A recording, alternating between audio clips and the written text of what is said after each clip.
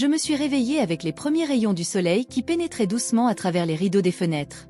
Le chant des oiseaux se faisait déjà entendre, comme un orchestre matinal qui m'accompagnait dans les heures silencieuses de l'aube. Je m'assis sur le bord du lit, m'étirai et sentis le froid du parquet sous mes pieds tandis que je me dirigeais vers la chambre de Pierre. Il dormait toujours, le visage serein et calme, inconscient des inquiétudes qui envahissaient mes pensées. Mon fils, mon Pierre bien-aimé, enfermé depuis 18 ans dans un corps qui refusait d'obéir. Je me suis penchée et lui ai déposé un baiser sur le front, un geste qui se répétait chaque matin, un rituel d'amour que je ne manquerai jamais d'accomplir. Je suis descendue vers la cuisine, où j'ai commencé à préparer le petit déjeuner. L'arôme du café frais et du pain chaud remplissait l'air, apportant un sentiment de confort et de normalité. En remuant le mélange d'œufs dans la poêle, mon esprit s'est égaré vers des souvenirs de moments plus heureux, où Antoine était encore avec nous, et où la maison était remplie de rires et de rêves partagés. « Bonjour maman !» La voix de Pierre, toujours douce et affectueuse, m'a sorti de mes rêveries. Je me suis retournée et il était là, en haut des escaliers, avec ce sourire qui illuminait mon monde. « Bonjour, mon amour. Viens, le café est presque prêt. » Je me suis approchée pour l'aider à descendre les escaliers, une tâche qui, bien que routinière, exigeait tout mon soin et toute mon attention. Pierre m'a fait confiance et je ne permettrai jamais que cette confiance soit brisée. Chaque mouvement a été calculé, chaque étape témoigne de notre partenariat silencieux. Nous nous sommes assis à table et pendant qu'il mangeait lentement, j'observais chaque détail, chaque trait de son visage qui rappelait en celui d'Antoine. C'était comme si, à travers Pierre, une partie de mon mari était toujours là, me guidant et me donnant la force de continuer. Après le café, nous sommes allés à la consultation avec le docteur Moreau. Le cabinet du médecin se trouvait à quelques kilomètres du village, et le voyage était toujours un mélange d'espoir et d'appréhension. Le médecin était un homme gentil et attentionné, mais ses yeux reflétaient souvent la dureté des nouvelles qu'il devait annoncer. « Bonjour, Solène. Bonjour, Pierre. » Le docteur Moreau nous a accueillis avec un sourire chaleureux, mais je pouvais voir l'inquiétude dans ses yeux. « Bonjour, docteur, » répondis-je en serrant fermement la main de Pierre, comme si je voulais lui transférer tout le courage qui me manquait parfois. Après quelques tests et examens, le médecin nous a appelés pour nous asseoir. « Solène, je dois être franc avec toi, » commença-t-il d'une voix basse et prudente. L'état de Pierre ne s'est pas amélioré. En fait, il n'y a aucun espoir qu'il puisse remarcher. Les mots m'ont frappé comme un coup. J'ai senti le sol disparaître sous mes pieds et pendant un instant, le monde a semblé s'arrêter. J'ai regardé Pierre, qui avait une expression calme, comme s'il savait déjà ce que dirait le médecin. « Docteur, y a-t-il quelque chose que nous puissions faire ? N'importe quoi. » Ma voix était presque un murmure, rempli de désespoir. Nous continuerons les soins et les thérapies pour assurer le confort de Pierre, mais nous ne pouvons pas espérer une guérison à cet égard. J'ai hoché la tête, essayant de traiter l'information. J'ai remercié le médecin et nous avons quitté le cabinet en silence. Sur le chemin du retour, Pierre m'a serré la main. « Maman, ça va. Je suis toujours là et c'est ce qui compte. » Les paroles de Pierre, si simples et si pures, m'ont fait prendre conscience de la profondeur de sa force. Il était mon héros, ma raison de vivre, et je me suis promis de ne jamais l'abandonner. Quand nous sommes rentrés à la maison, je me suis assis dans le salon et j'ai sorti un album de vieilles photos. J'ai feuilleté les pages, me souvenant des moments heureux que nous avons partagés. Les images de Pierre courant à travers champs, d'Antoine riant à mes côtés, nos vies entremêlées dans des souvenirs qui semblaient d'une autre vie. Les larmes aux yeux, j'ai fait une promesse silencieuse. Je n'abandonnerai pas. Pierre méritait tout l'amour et le dévouement que je pouvais lui offrir, et tant que Jean avait la force, je me battrais pour lui, pour nous. J'ai remis l'album sur l'étagère et me suis rendue dans la chambre de Pierre, où il était déjà hébergé. « Continuons, mon amour. Toujours ensemble » murmurai-je en lui tenant la main. Alors, le cœur lourd mais plein de détermination, je me suis préparée à affronter un autre jour, sachant que chaque défi était une preuve de notre amour inconditionnel. Je me suis réveillée ce matin-là au son de mon réveil, le même son qui m'accompagnait depuis 18 ans. Je me levai rapidement, sentant le froid du parquet sous mes pieds nus. J'ai regardé par la fenêtre et j'ai vu le petit village encore enveloppé d'une douce brume, un spectacle qui m'a toujours apporté un sentiment de paix, même dans les jours les plus difficiles. Je suis descendue tranquillement pour ne pas réveiller Pierre. La cuisine était froide et la douce lumière de l'aube commençait à filtrer à travers les fenêtres. Comme d'habitude, j'ai préparé le petit déjeuner avec soin, en pensant à chaque détail pour que Pierre se sente aimé et pris en charge. Tandis que l'arôme du café frais se répandait dans toute la maison, je ne pus m'empêcher de penser aux paroles dures du docteur Moreau. La nouvelle que Pierre ne marcherait plus jamais me pesait encore beaucoup sur le cœur, mais je savais que je devais être forte, pour lui et pour moi. Après m'être occupée de Pierre, je me suis rapidement préparée et je suis allée à la boulangerie. C'était un endroit petit mais confortable, où je gagnais ma vie et où je connaissais tout le monde dans le village. La routine était épuisante, mais d'une manière ou d'une autre, le travail m'a donné de la force. Les rires et les conversations avec les clients étaient un soulagement bienvenu pour mon âme fatiguée. C'est un de ces jours à la boulangerie que j'ai rencontré Amélie, la nouvelle voisine qui avait emménagé à côté. Elle entra dans la boulangerie avec un sourire chaleureux et une énergie contagieuse. « Bonjour, vous devez être Solène. J'ai tellement entendu parler de vous, » dit-elle en s'approchant du comptoir. Ses yeux brillaient d'une véritable curiosité et j'ai immédiatement ressenti une connexion. « Bonjour Amélie. Bienvenue dans notre village. Que puis-je faire pour vous aujourd'hui ?»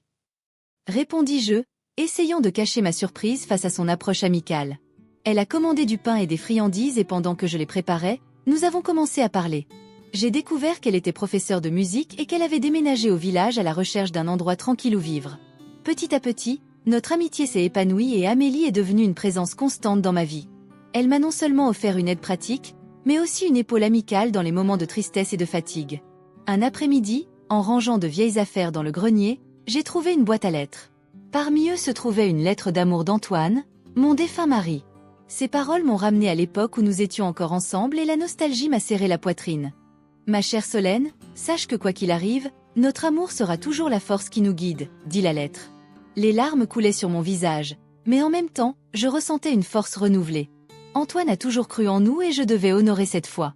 Avec Amélie à mes côtés et les paroles d'Antoine dans mon cœur, j'avais l'impression de pouvoir relever n'importe quel défi. Chaque jour était un combat, mais aussi une occasion de montrer à Pierre que l'amour et l'espoir ne doivent jamais être abandonnés.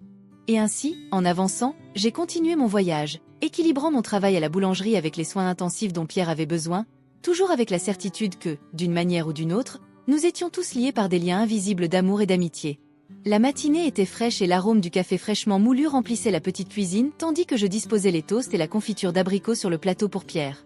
La routine matinale était toujours la même, mais je ne me lassais jamais de prendre soin de lui. Chaque geste, chaque sourire était un rappel de l'amour inconditionnel qui nous unissait. Alors qu'elle finissait de préparer le petit déjeuner, Amélie franchit la porte de la cuisine, apportant avec elle une douce brise et un sourire accueillant. « Bonjour, Solène. Comment va Pierre aujourd'hui ?» demanda-t-il en posant une corbeille de pain frais sur la table. « Bonjour, Amélie. Il va le mieux possible. Il a toujours cette étincelle dans les yeux qui me donne de la force au quotidien, » répondis-je en essayant de cacher l'inquiétude qui m'accompagnait toujours. Amélie s'approcha, posant une main réconfortante sur mon épaule. « Vous savez, j'ai réfléchi. Je connais un thérapeute alternatif, Monsieur Dubois. Il est très réputé dans la région et a aidé beaucoup de gens. Peut-être qu'il pourrait nous apporter un nouveau regard sur Pierre. » La suggestion d'Amélie m'a prise par surprise. J'ai toujours été sceptique quant aux thérapies alternatives, mais je ne pouvais pas me permettre de refuser l'espoir. « Penses-tu vraiment que tu pourrais m'aider ? Je ne sais pas si je peux supporter encore plus de déceptions. » Je crois que ça vaut la peine d'essayer, Solène. Que avons-nous à perdre ? Amélie a répondu avec fermeté, mais avec une tendresse qui m'a donné l'impression de ne pas être seule dans ce voyage. Plus tard dans la journée, Amélie et moi avons emmené Pierre à la clinique de Monsieur Dubois. La salle d'attente était remplie de plantes et de lumière naturelle, un environnement qui dégageait un calme inattendu. Monsieur Dubois, un homme à l'apparence sereine et au regard pénétrant, nous a accueillis avec un sourire accueillant. « Bienvenue, Solène et Pierre. Voyons ce que nous pouvons faire aujourd'hui, » dit-il en nous conduisant vers une salle de soins. Au cours de la séance, il a utilisé des techniques que je n'avais jamais vues auparavant, une combinaison d'acupuncture, de massage et de stimulation électrique douce. Soudain, quelque chose d'extraordinaire s'est produit. Pierre, qui depuis 18 ans ne manifestait aucun mouvement volontaire, fit un léger mouvement de la main droite. Mon cœur s'est presque arrêté. « Pierre, tu le fais ? Oh, mon fils !» m'exclamai-je les larmes aux yeux.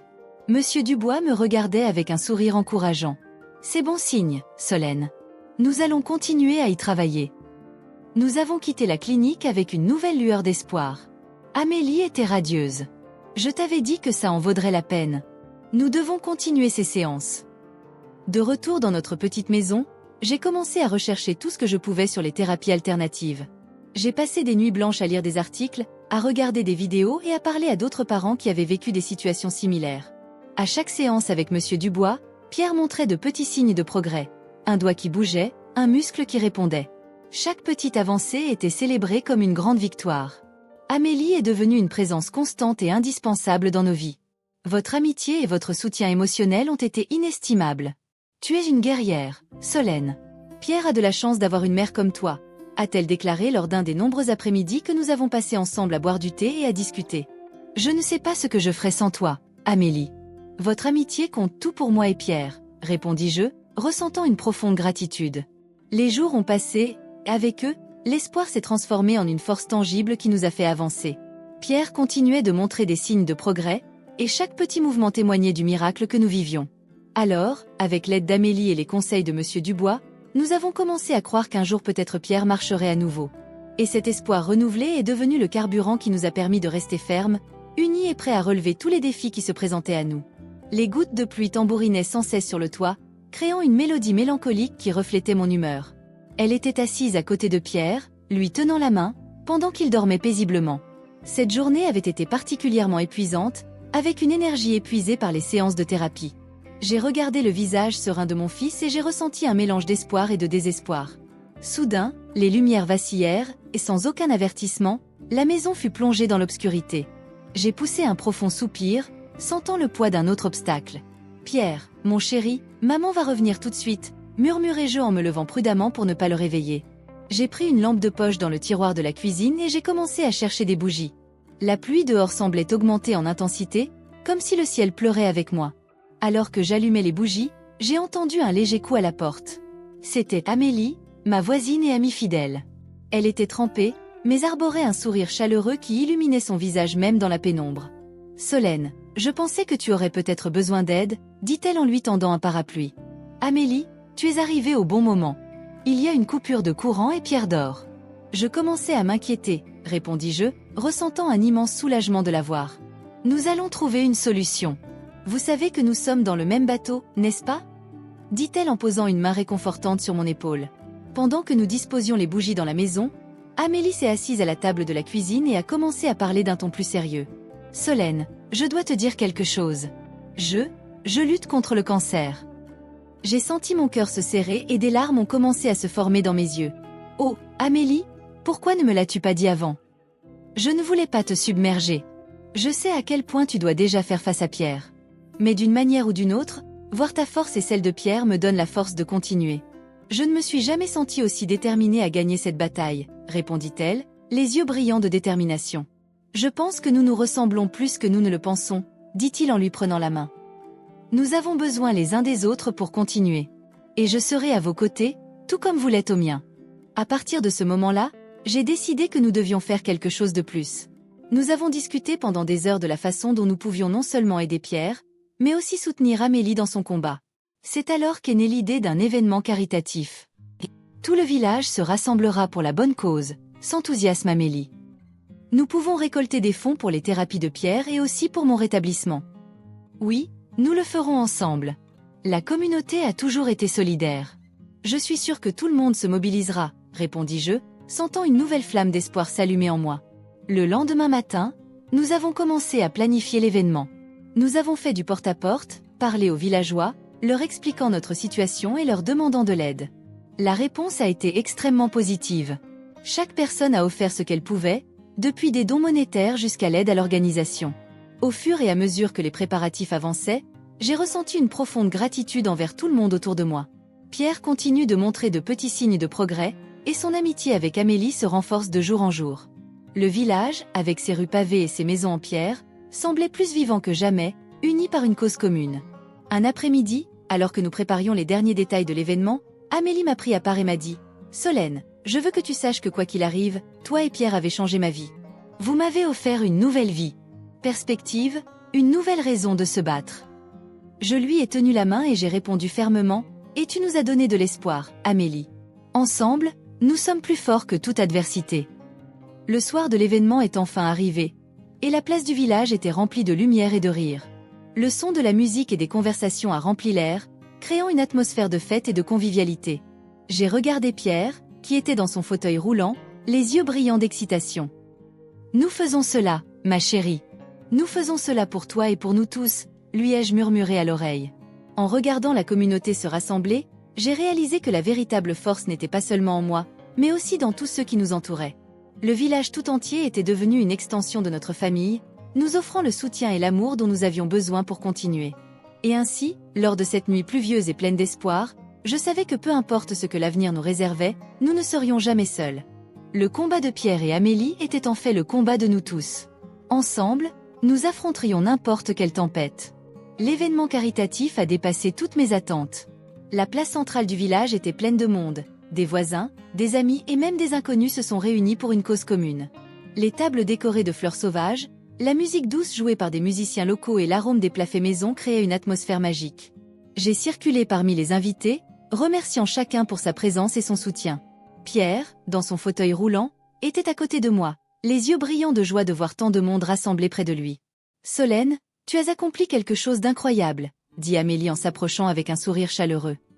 Toute cette énergie positive va faire des merveilles pour Pierre. Je n'aurais pas pu le faire sans toi, répondis-je en lui tenant la main. Votre amitié représente tout pour nous. La nuit s'est déroulée dans un mélange de rire, de conversation et de générosité. À la fin de l'événement, la collecte de fonds a dépassé nos attentes les plus optimistes. J'étais épuisée, mais une vague de gratitude et d'espoir m'a remplie. Pierre m'a serré la main et je savais qu'il ressentait la même chose.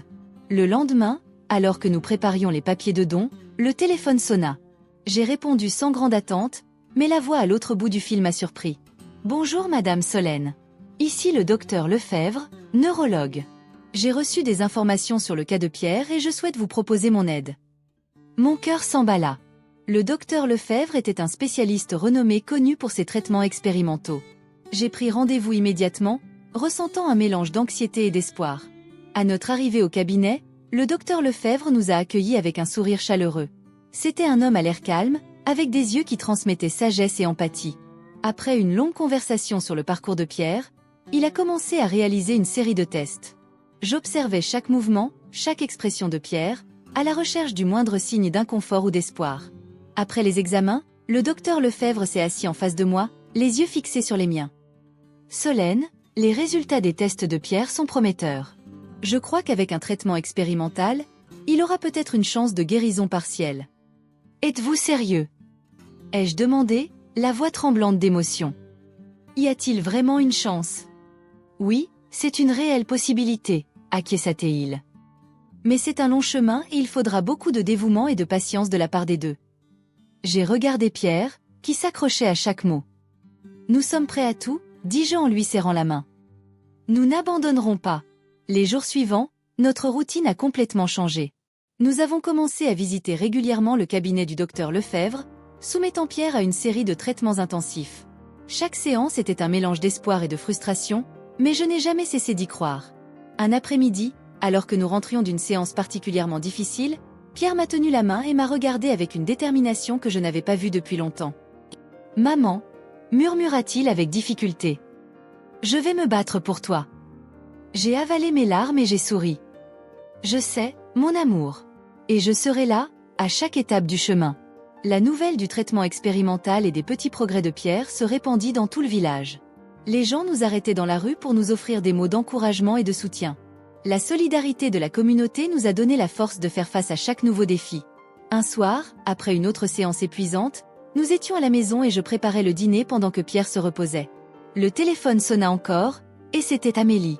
Elle voulait savoir comment nous allions et nous offrir à nouveau son soutien. « Solène, tu es une source d'inspiration, » dit-elle.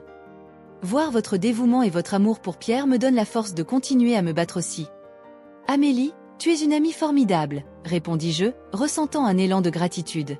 « Je ne sais pas ce que je ferais sans toi. » J'ai raccroché et je suis allée dans la chambre de Pierre. Il était réveillé, regardant le plafond avec un sourire serein. Je me suis assis à côté de lui et lui ai tenu la main. « Nous allons bien, Pierre, » dit-il d'une voix pleine d'espoir. « Nous allons très bien. » Il a lentement tourné la tête et m'a regardé dans les yeux, avec une intensité qui m'a fait croire, plus que jamais, que nous étions capables de relever n'importe quel défi, ensemble. En ce matin radieux, je me suis réveillée avec les premiers rayons du soleil filtrant à travers les rideaux de notre chambre. Pierre dormait paisiblement à côté de moi et son visage serein me remplissait d'espoir. Aujourd'hui serait un jour important. Le cœur lourd, mais plein d'attente, j'ai préparé le petit déjeuner et aidé Pierre à s'habiller. Nous étions prêts à commencer un traitement expérimental sous la supervision du docteur Lefebvre. Les promesses d'un éventuel rétablissement partiel de Pierre nous ont maintenus fermes, affrontant les défis avec courage. Nous sommes arrivés au cabinet du docteur Lefebvre et il nous a accueillis avec un sourire chaleureux. « Bonjour, Solène. Pierre, comment vas-tu aujourd'hui ?» nous demande-t-il en nous conduisant vers la salle de soins. Pierre se contente de sourire, un mélange d'anxiété et d'espoir dans les yeux. Le traitement était intense, impliquant une série d'exercices et de stimuli neurologiques qui ont demandé beaucoup de concentration et d'efforts de la part de Pierre. J'étais à ses côtés, lui tenant la main, lui offrant tout le soutien que je pouvais. À chaque petit progrès, mon cœur se remplissait de joie. Mais il y avait aussi des moments de frustration et de larmes. « Tu vas très bien, mon amour. Continue comme ça, je suis si fière de toi », lui ai-je murmuré à l'oreille pendant l'un des exercices les plus difficiles. Les semaines ont passé, et même si les progrès étaient lents, ils étaient constants. Un soir tranquille, après une autre journée de traitement, je me suis assis à côté de Pierre alors qu'il était allongé dans son lit. Soudain, il ouvrit les yeux et me regarda avec une intensité que je n'avais pas vue depuis des années. « Maman ?» murmura-t-il avec un sourire qui illumina son visage. Mon cœur s'est presque arrêté. « Pierre, qu'est-ce qui ne va pas? Est-ce que tout va bien ?» ai-je demandé, sentant l'émotion me monter à la gorge. Il fit un effort visible pour remuer les lèvres et parvint, avec difficulté, à articuler quelques mots. « J'ai quelque chose à montrer. » dit-il. Mon cœur battait vite. « Qu'est-ce qu'il y a, ma chérie? Tu peux me le dire, l'encourageai-je en lui tenant fermement la main. Avec une force surprenante, Pierre commença à bouger ses jambes. D'abord, un petit mouvement, presque imperceptible, puis, avec plus de détermination, il parvint à plier les genoux. « Pierre, tu y vas !» m'exclamai-je, des larmes de joie coulant sur mon visage. Il se concentra encore plus, et au prix d'un effort considérable, réussit à s'asseoir sur le bord du lit. « Je me suis entraîné, pour toi », dit-il, chaque mot sortant avec difficulté, mais chargé d'émotion. « Je voulais surprendre. » À ce moment, la porte s'ouvrit et Amélie entra, avec un sourire radieux. « Je savais qu'aujourd'hui serait le grand jour », a-t-elle déclaré, les yeux brillants de joie. « Amélie, tu le savais ?» ai-je demandé, surpris et excité à la fois. « Oui, Solène. Pierre et moi nous sommes entraînés en secret. Il voulait te faire cette surprise. Et je savais que l'espoir de voir Pierre progresser te donnerait la force de continuer, nous explique Amélie en s'approchant et en nous serrant dans ses bras. La force de Pierre était incroyable. Avec le soutien d'Amélie et moi-même, il a réussi à faire quelques pas. Chaque mouvement était une victoire, un miracle. « Tu es incroyable, mon fils. Je suis si fière de toi », dis-je alors que les larmes continuaient de couler sur mon visage. Au cours des jours suivants, la nouvelle des progrès de Pierre se répandit dans tout le village.